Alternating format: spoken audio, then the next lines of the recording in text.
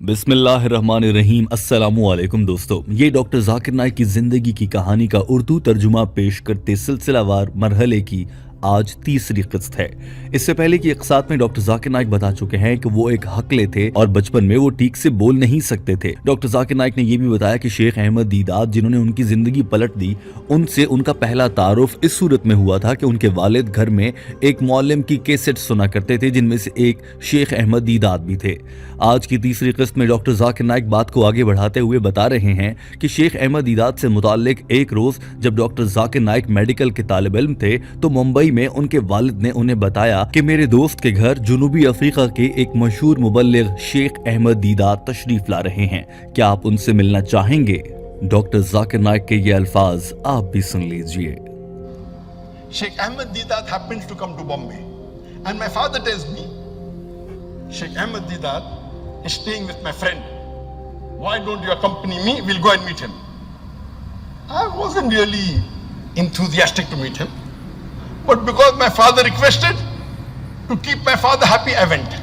So me and my brother, we accompanied my father to meet Sheikh Ahmed Deedat. I did not know much about him. And doctor Zakir Naik یاد کرتے ہوئے بتاتے ہیں کہ انہوں نے اپنے والد کے حکم پر اور ان کی خاطر وہاں جانے کا فیصلہ تو کر لیا. وہ خود شیخ احمد دیدات کے بہت بڑے فین نہیں تھے، بس اتنا معلوم تھا کہ وہ ان کے والد ان کی کیسٹ سنتے ہیں اور وہ کوئی مبلغ ہیں. ڈاکٹر ذاکر نائک کو اتنی زیادہ دلچسپی نہ تھی، لیکن اپنے والد کی خاطر وہ اپنے بھائی کے ہمراہ چل پڑے. ڈاکٹر ذاکر نائک کہتے ہیں کہ جب وہ اپنے والد کے دوست کے گھر پہنچے جہاں پر شیخ احمد دیدات قیام فرما رہے تھے تو انہیں دیکھ کر ان کی شخصیت کے سحر میں نہ جانے کیوں میں جکڑا سا گیا. ڈاکٹر ذاکر نائک کہتے ہیں کہ وہ 6 فٹ 3 انچ کے لمبے قد کے آدمی، سفید داڑھی اور انتہائی جلال والے انسان محسوس ہو رہے تھے. میں ان کی شخصیت سے کچھ حد تک متاثر ہونے لگا تھا. ڈاکٹر ذاکر نائک نے کہا کہ اصل مسئلہ تو اس وقت پیدا ہو گیا جب شیخ احمد دیدات نے ہم سے ہماری پہلی ملاقات میں ہی بتایا کہ وہ کل ہی بھارت چھوڑ کر واپس جا رہے ہیں. ایسے میں میرے والد محترم نے ان سے التماس کی کہ آپ کی فلائٹ کل رات کے وقت کی ہے، لہٰذا کل عصر کے بعد ہم ایک اجتماع رکھ لیتے ہیں. شیخ احمد دیدات نے کہا کہ اتنے کم وقت میں اتنے زیادہ لوگ کہاں سے آئیں گے؟ ڈاکٹر ذاکر نائک کہتے ہیں کہ یہ وہ دور تھا جب نہ موبائل فون عام ہوا کرتے تھے، نہ ہی سوشل میڈیا تھا. بلیک اینڈ وائٹ دور. اس دور میں کسی بھی ایک ایسے بڑے پروگرام کی تشہیر یا اشتہار دینا تقریباً ناممکن تھا، وہ بھی اتنے کم وقت میں. شیخ احمد دیدات نے بھی میرے والد کی اس تجویز سے اتفاق نہیں کیا، لیکن جب انہوں نے دیکھا کہ ہم سب باپ بیٹا شیخ احمد دیدات کے سامنے یہ ریکویسٹ کر رہے ہیں تو وہ مان گئے. انہوں نے کہا کہ ٹھیک ہے، آپ اجتماع رکھ لیں، میں خطاب کر دوں گا، بس مجھے آواز شفاف چاہیے، اس کے علاوہ میرا کوئی مطالبہ نہیں ہے. ڈاکٹر ذاکر نائک بتاتے ہیں کہ انہوں نے اور ان کے بھائی نے اور ان کے والد نے مل کر راتوں رات بہت زیادہ محنت کی. They told me tomorrow late night I am flying back to South Africa. So my father told him, why don't you give a lecture tomorrow? So Sheikh Deedat said, how can you arrange a lecture in less than 24 hours? We can start the lecture after Maghrib and your flight is late in the night. He said, how can you arrange? My father said, inshallah we'll do it. Imagine at that time in 1987, there was no social media. There was no mobile. If you had to do publicity, you had to give an ad in the newspaper. That was a few days before. He agreed. He said, okay, I'm free. I don't mind. Arrange the lecture. شیخ احمد دیدات کے اس بڑے اجتماع کے لیے ان کے والد نے اپنے سبھی دوستوں اور تعلقات والے افراد کو رابطے کر کے بتایا تھا کہ شیخ احمد دیدات مسلم کمیونٹی کے اتنے بڑے معلم ممبئی میں ہیں اور وہ خطاب کرنے جا رہے ہیں. ڈاکٹر ذاکر نائک کہتے ہیں کہ میرے والد نے اس کام کے لیے ممبئی کا ایک بڑا ہوٹل بک کر لیا. اس ہوٹل میں 800 افراد کے لیے کرسیاں لگائی گئیں. میں اپنے والد محترم سے کہہ رہا تھا کہ 800 افراد کہاں سے آئیں گے، لیکن جب یہ اجتماع شروع ہوا تو وہاں پر دیکھا گیا کہ 1000 سے زیادہ افراد موجود تھے اور ان میں بھارت کی شوبز شخصیات، سیاسی شخصیات، مذہبی شخصیات، سماجی شخصیات اور دیگر شعبوں سے تعلق رکھنے والے افراد کو دیکھ کر شیخ احمد دیدات بھی بہت خوش ہوئے. اس موقع پر شیخ احمد دیدات نے میرے والد اور ہمارے کام کی بہت تعریف کی. We had a capacity of 800 seats, but I was wondering how could we fill 800 people overnight? And Alhamdulillah, next day there were more than 1,000 people there. The rich businessmen were there, the philanthropists were there, the educationists were there, the film stars were there. And he was impressed that who are these two young boys who could organize in less than 24 hours and get more than 1,000 people at that time.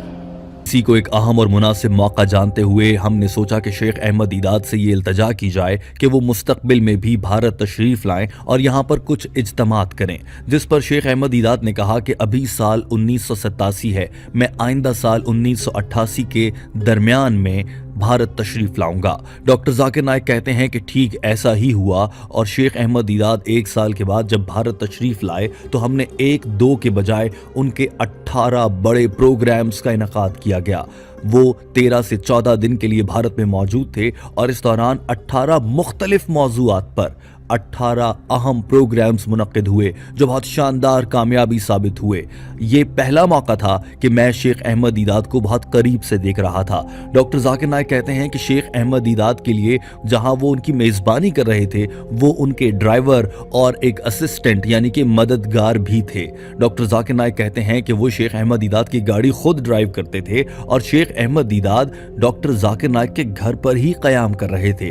रात के वक्त जब doctor Zakir Naik ने यह देखा कि शेख अहमद दीदात जमीन पर सो रहे हैं तो उस पर भी डॉक्टर जाकिर नाइक ने उनसे गुफ्तगू की और सादा जिंदगी से मुताल्लिक बहुत कुछ सीखा।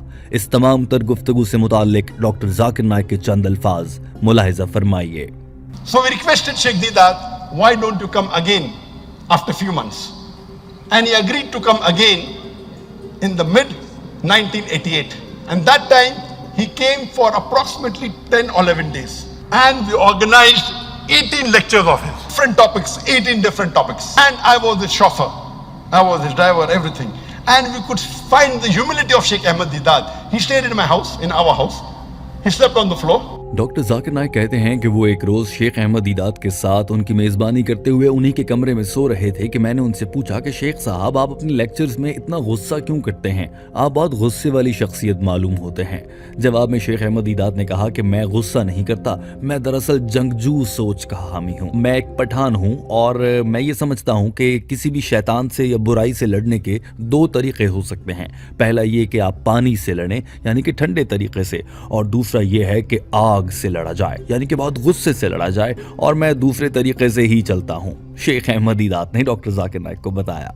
शेख अहमद दीदात ने डॉक्टर जाकिर नाइक को कहा कि मैं एक मुजाहिद हूं, बस मैं आग से लड़ता हूं। अगर कोई ऐसा है जो ठंडे तरीके से पानी के साथ लड़ सकता है, शैतान का मुकाबला कर सकता है, तो वो ऐसे कर ले, इसमें कोई बुराई नहीं है, बस मेरा अंदाज कुछ ऐसा है। डॉक्टर जाकिर नाइक के अल्फाज आप भी सुन लीजिए। And I told him, uncle, why are you so aggressive? He told me, son, I'm not aggressive, I'm militant. He used to say, I'm a Pathan. And there are only 2 ways you can fight the devil. One is with holy water, and the second is with fire. I chose the fire. He did not rebuke me. He told me, my son, I'm not aggressive, I'm militant. I'm a mujahid. And you can fight the devil with holy water or fire. I chose the fire. If somebody can fight with holy water, he's most welcome. I'm finding success in the fire, so I'm doing it. दोस्तों, doctor Zakir Naik की इंतहाई दिलचस्प गुफ्तगू जारी है। आगे चलकर वो अपनी भारत से हिजरत और एक बड़े मुबल्लिग बनने के सफ़र से मुतालिक भी बताएंगे। साथ में वो अपनी ज़िंदगी में आने वाली बड़ी तब्दीली, उनकी शादी से मुतालिक भी बताएंगे। टीम हम कदम इस मरहलावार सिलसिले को आगे बढ़ाते हुए आइंदा यानी कि 4थी किस्त इस वीडियो के पब्लिक होने के 24 घंटे बाद आपके लिए पेश कर देगी। अगर ये वीडियो आप अपलोड होने के 24 घंटे बाद देख रहे हैं तो आपको आइंदा किस्त का लिंक वीडियो डिस्क्रिप्शन में मिल जाएगा। वीडियो देखने का बहुत शुक्रिया। अपना बहुत सारा ख्याल रखिए, जाकिर नाइक को समझिए और जिंदगियों में सुधार लाइए। अल्लाह हाफिज।